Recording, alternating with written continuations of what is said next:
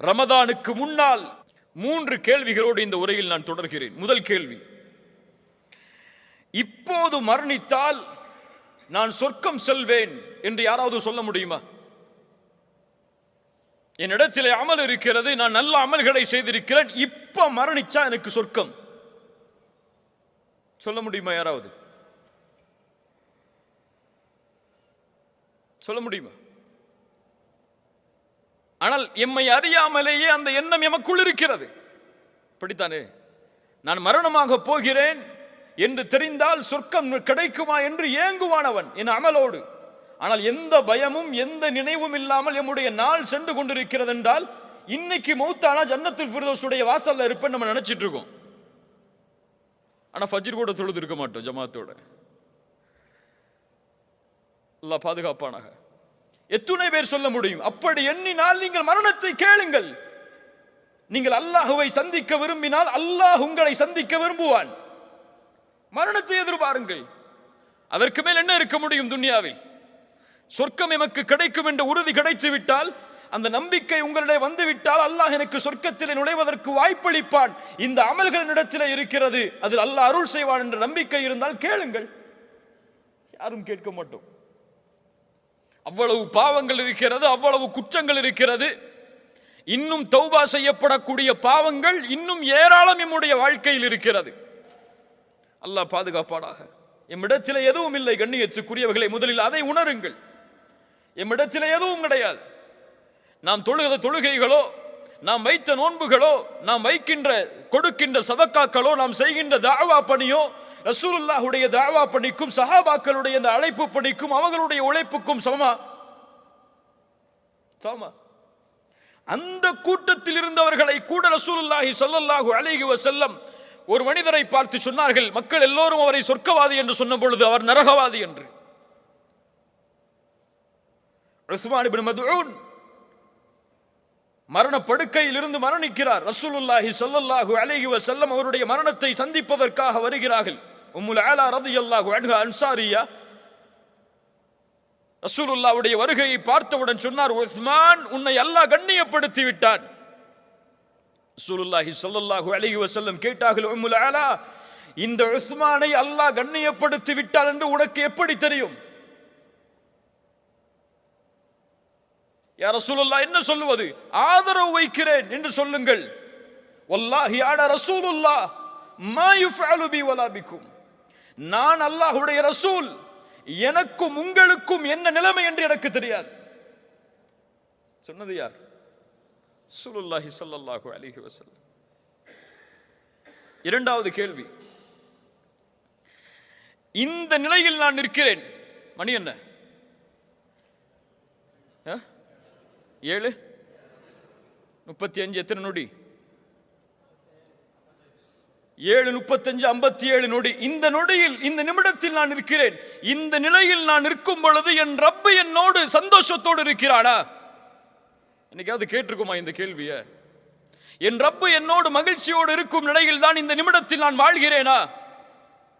என் வீட்டில் என் மனைவி என்னோட கோவப்பட்டா, என்னுடைய பிள்ளைகள் கோவப்பட்டு விட்டால் எப்படி அவர்களை சமாதானப்படுத்துவது, எப்படி அவர்களை திருப்தி அடைய செய்வதென்று நான் ஒரு திட்டம் தீட்டுகிறேன். அப்படியா இல்லையா?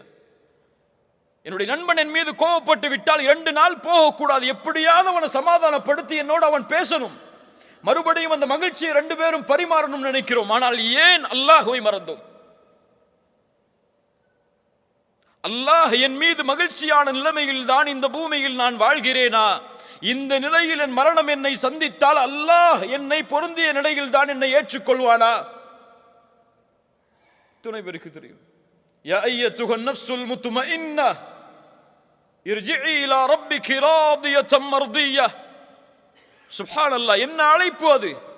இந்த அழைப்போடு தான் மலக்குல் மௌத் என்னை அழைப்பாரா? யார் உறுதி கொடுக்க முடியும்? அவ்வளவு பாவங்கள் இருக்கிறது எம்மிடத்தில், அவ்வளவு குற்றங்கள் இருக்கிறது. அல்லாஹுவை மகிழ்ச்சிப்படுத்தக்கூடிய காரியத்தை இன்னும் நாம் தொடங்கவே இல்லை. அதற்குள் எங்கே அல்லாஹ்வின் திருப்தியை அடைவது? மூன்றாவது கேள்வி, இந்த ஹதீஸ் ஞாபகம் இருக்கிறதா நமக்கு? மன் கான ஆகிரு கலாமிஹி லா இலாஹ இல்லல்லாஹ் தஹலல் ஜன்னah. எல்லாருக்கும் அர்த்தம் தெரியும், சொல்லுங்க. யாருடைய இறுதி பேச்சாக லா இலாஹ இல்லல்லாஹ் என்று அமைகிறதோ அவர் சொர்க்கம் நுழைவார். என்னைக்காவது யோசிச்சு பார்த்திருக்கோமா, இந்த கலிமாவோடு மரணிப்பதற்கு அல்லாஹ் எனக்கு வாய்ப்பளிப்பானா? இது முடியாது. இதற்கென்று நீங்கள் ஒரு பிராக்டிஸ் செய்து இதற்கென்று தயாரித்தெல்லாம் முடியாது. இன்று ஏற்படக்கூடிய மரணங்கள் இதற்கெல்லாம் வழி கொடுக்குமா என்று கூட தெரியாது. திடீர் மரணங்கள் எத்துணை கேள்விப்படுகிறோம். முன்னால் காலம் இருந்தது, அவர் சொல்லிவிட்டு செல்லுவார். இப்போதெல்லாம் மரணம் என்பது எப்போது வருகிறது, யாருக்கு வருகிறது, எப்படி வருகிறது என்று யாரும் சொல்ல முடியாது. உதாரணத்திற்கு, கலிவறையை அடைத்து கலிவறையை திறப்பேன் என்று யாரும் உறுதி கொடுக்க முடியாது. அதான் வாழ்க்கை. இப்படிப்பட்ட வாழ்க்கையில் வாழக்கூடிய நாம் இந்த ஹதீஸை நம்முடைய வாழ்வில் செயல்படுத்துவோம். என் மரண தருவாய் இந்த கலிமாவோடு தான் முடியும் என்ற எண்ணம் எமக்கு இருக்கிறதா? ஆனால் யாருக்கு இருந்தது தெரியுமா? இந்த துன்யாவுடைய ஆசை, துன்யாவுடைய மோகம், இந்த சூனியம் எம்மை மயக்கடித்து விட்டது. அந்த நினைவுகளை விட்டெல்லாம் இப்னு ஜௌசி ரஹிமஹுல்லா அவர்கள் அழகாக சொல்லுவார்கள், இந்த துன்யாவுடைய சிஹர் சூனியம் என்பது, இந்த துன்யாவுடைய சூனியம் என்பது ஹாரூத் மாரூத் கற்றுக் கொடுக்க வந்த சூனியத்தை விட மோசமானது. அந்த சூனியம் யாரை பிரிக்க வந்தது? ஹாரூத் மாரூத்துடைய சூனியம் யாரை பிரிக்க வந்தது? கணவன் மனைவியை பிரிக்க வந்தது. ஆனால் இந்த துன்யாவுடைய சூனியம் அல்லாஹுவையும் அடியானையும் பிரிக்க வந்தது. பிரித்து வைத்திருக்கிறது பலரை. அல்லாஹுவை விட்டு தூரமாக்கி விட்டது, மார்க்கத்தை விட்டு தூரமாக்கி விட்டது. முஸ்லிம் சமூகம் இந்த உலகத்தோடு இருக்கக்கூடிய காரியங்கள், அல்லாஹு அக்பர், மோசமான நிகழ்வுகள், ஆடல்கள், பாடல்கள், கும்மாளம் என்று இந்த சமூகம் போடக்கூடிய அசிங்கமான காரியங்களை எல்லாம் பார்த்தால் முஹம்மது நபியின் சமூகமா ஸல்லல்லாஹு அலைஹி வஸல்லம்? யோசித்து பாருங்கள். இந்த உலகம் மீனும் விளையாட்டும் தான். ஆம், அதற்காகத்தான் இந்த உலகத்தில் பலர் வாழ்கிறார்கள். நேரம் கழிவதற்காக, விளையாட்டிற்காக, ஒரு வீணான காரியத்திற்காக எல்லோரும் ஓடுகிறார்கள். அதில் இந்த சமூகமும் சேர்ந்து ஓடுகிறது. இல்ல மாஷா அல்லாஹ், அல்லாஹ் பாதுகாத்தவர்களை தவிர. அல்லாஹு அக்பர். நிலைமைகளை கொஞ்சம் யோசித்து பாருங்கள். எமக்கு தெரியும் நாம் யார் என்று. உண்மையா இல்லையா? நான் யார் என்று எனக்கு தெரியும். என் மீது போடப்பட்டிருக்கும் இந்த ஆடை வேண்டுமானால் உங்களுக்கு கண்ணியத்தை கொடுக்கலாம், ஆனால் என் நஃப்ஸ் என்ன என்று எனக்கு தெரியும். அப்படியே இல்லையா?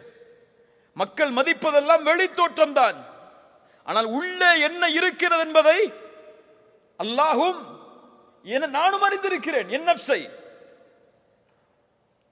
பலில் இன்சானு அலா நஃப்ஸிஹி, சூரத்துல் கியாமா, பலில் இன்சானு அலா நஃப்ஸிஹி பஸீரா வலவ் அல்கா மஆதீரா. அவனுக்கு தெரியும். மனிதன் அறிந்தவன் அவன் யார் என்பதை சாக்கு போக்கு சொல்லலாம், காரணம் சொல்லலாம், நாம் இப்படி அப்படி, அதனால் இதனால். ஆனால் அவனுக்கு தெரியும் அவன் யார், ஏன் செய்தான், எதற்கு செய்தான், யாருக்கு முன்னால் செய்தான் என எல்லாம் அவனுக்கு தெரியும். ஆனால் சஹாபாக்களுடைய வாழ்க்கை, அப்துல்லா இப்னு உமர் ரலியல்லாஹு அன்ஹு அவர்கள் கூறுகிறார்கள், என்னுடைய தந்தை உமர் இப்னுல் கத்தாப் மரணிக்கக்கூடிய தருவாய், உமர் அவர்களுடைய மரணம் ஒரு ஹலீஃபாவின் மரணம், அமீருல் முஃமினீனுடைய மரணம். யாரை பார்த்து, உமரே நீ ஒரு தெருவிலே நடந்து சென்றால் ஷைத்தான் அடுத்த தெருவிலே ஓடி செல்கிறாள் என்று யாரை பார்த்து சொன்னார்களோ அந்த உமருடைய மரணம் ரலியல்லாஹு அன்ஹு.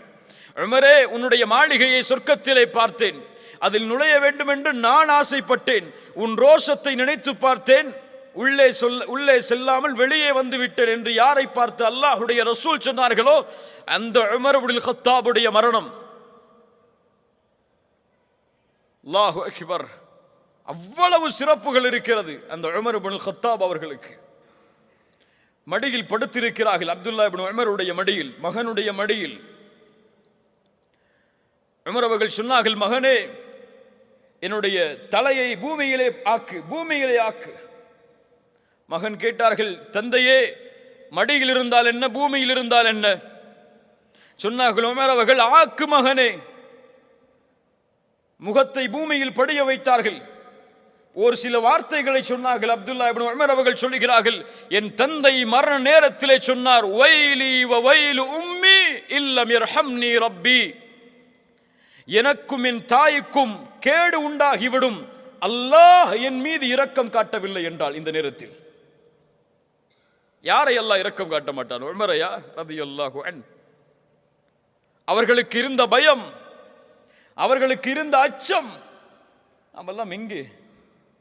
எம்மாத்திரம். ஆயிஷா ரலியல்லாஹு அன்ஹா யார்? ரசூலுல்லாஹி ஸல்லல்லாஹு அலைஹி வஸல்லமுடைய மனைவி, எம்முடைய தாய்.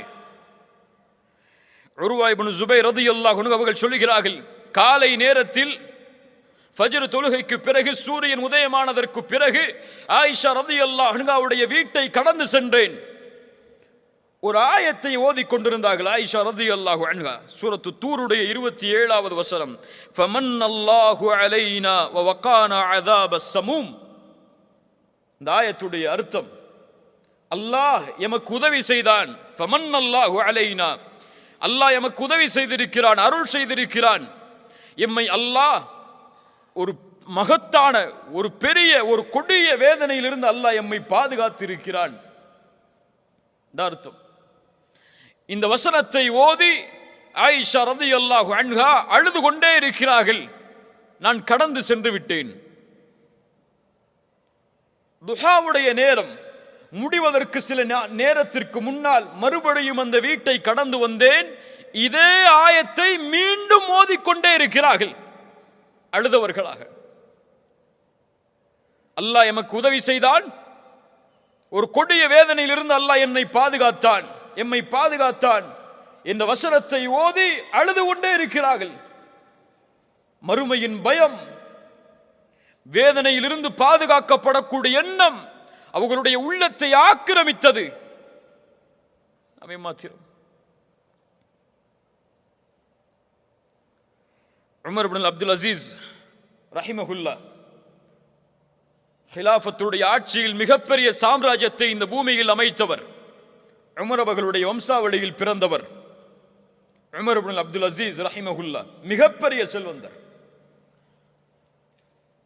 அந்த ஹலீஃபா, அவருடைய மனைவி சொல்லுகிறார்கள், ஃபாத்திமா, என்னுடைய கணவர் இந்த ஒரு வசனத்தை ஓதினால் நான் பயப்படுவேன், காலையில் எமக்கு ஹலீஃபா இருக்க மாட்டார் என்று.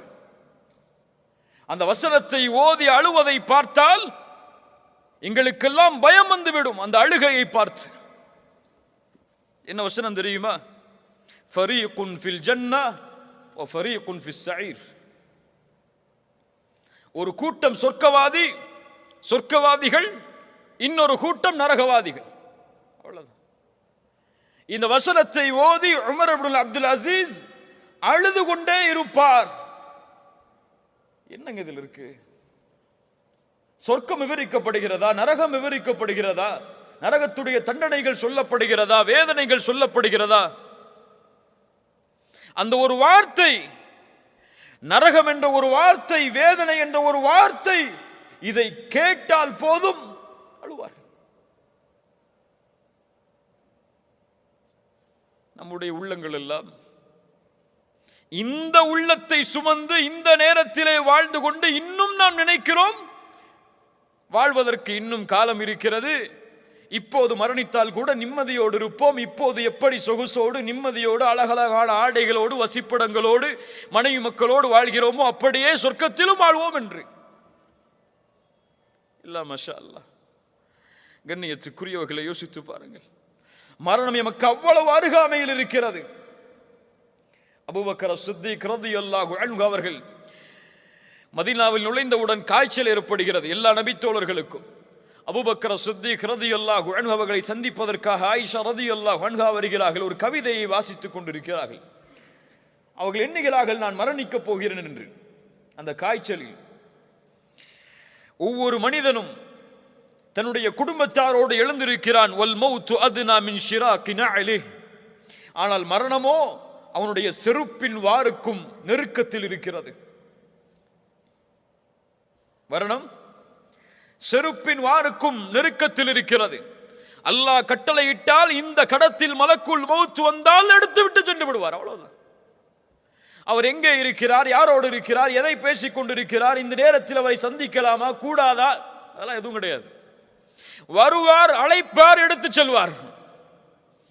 அவர் மந்திரியாக இருக்கலாம், நாட்டின் அரசராக இருக்கலாம், உலகமே அவருடைய கரத்தில் கொடுக்கப்பட்டிருக்கலாம், பூமி, அதுவெல்லாம் அங்கே கணக்கு கிடையாது. அந்த மலக்குல் மௌத் இந்த நேரத்திலே, இந்த நிமிடத்திலே எம்மை சந்தித்தால் அந்த ரப்பை நோக்கி செல்வதற்கு நானும் நீங்களும் தயாரா? இதை கேளுங்க. தயாரா? அந்த தயாரிப்போடு தான் நாம் வாழ்ந்து கொண்டிருக்கிறோமா? அந்த தயாரிப்பை நோக்கி தான் நம்முடைய வாழ்க்கை நகர்ந்து கொண்டிருக்கிறதா? அதை நோக்கிய பயணத்தில் தான் நம்முடைய வாழ்வை நாம் அமைச்சிருக்கிறோமா? என்னுடைய மனைவி அதை நோக்கி தான் செல்கிறாளா? என்னுடைய குழந்தை அதை நோக்கி தான் செல்கிறதா? எதை நோக்கி செல்கிறோம்? அப்படி என்றால் முடிய போகின்ற இந்த துன்யாவை நோக்கியா? நாளை எம்மை கையை விட்டு விலகக்கூடிய இந்த துன்யாவை நோக்கியா? ஒரு நபித்தோழர் அழகாக சொல்லுவார், கபூர்களை பார்த்தால், கபூர் வாசிகளை எதை நீங்கள் எடுத்து சென்றீர்கள்? உங்களோடு எதை எடுத்து சென்றீர்கள்? உங்களுடைய வீடுகளா? இன்று அதை யாரோ பயன்படுத்துகிறார்கள். இரவு பகலாக உழைத்து நேரத்தை எல்லாம் கொடுத்து சிரமப்பட்டு காசு பணத்தை எல்லாவற்றையும் பத்திரப்படுத்தி அனுப்பி வைத்து கட்டப்பட்ட வீடு நாம் பயன்படுத்துவதற்காக கிடையாது. உன் அழகழகான வாகனங்கள் யாரோ பயன்படுத்துகிறார்கள். உன் செல்வம், அங்கே சண்டை நடக்கிறது. உன்னுடைய பிள்ளைகள் யாருக்கு எது என்று கேட்பதற்கு. நீ உனக்கென்று பாதுகாத்த மனைவி, அவளுக்கும் அவருடைய பெற்றோர்கள் வேறொருவரை திருமணம் செய்வதற்கு தயாராகிவிட்டார்கள். இல்லையா? ஹலால் தானே? நம்முடைய மரணத்திற்கு பிறகு நம்முடைய மனைவிமார்கள் வேறொருவரை திருமணம் செய்வது ஹலால் தானே? எது உனக்கு சொந்தம் என்று வாழ்ந்தாய்? அல்லாஹ் அக்பர். கண்ணியத்துக்குரியவர்களே, அதனால்தான் அல்லாஹ்வுடைய ரசூல் ஸல்லல்லாஹு அலைஹி வஸல்லம் அப்துல்லா இப்னு உமர் ரலியல்லாஹு அன்ஹுமா அவர்கள் உட்கார்ந்திருக்கும் பொழுது அவருடைய தோல் புஜத்தை பிடித்து உலுக்கினார்கள். இப்னு உமர், கவனத்தை கொடு. ரசூலுல்லாஹ் எமக்கும் சொல்கிறார்கள் ஸல்லல்லாஹு அலைஹி வஸல்லம், குன் ஃபித் துன்யா கஅன்னக கரீபுன் அவ் ஆபிரு சபீல்.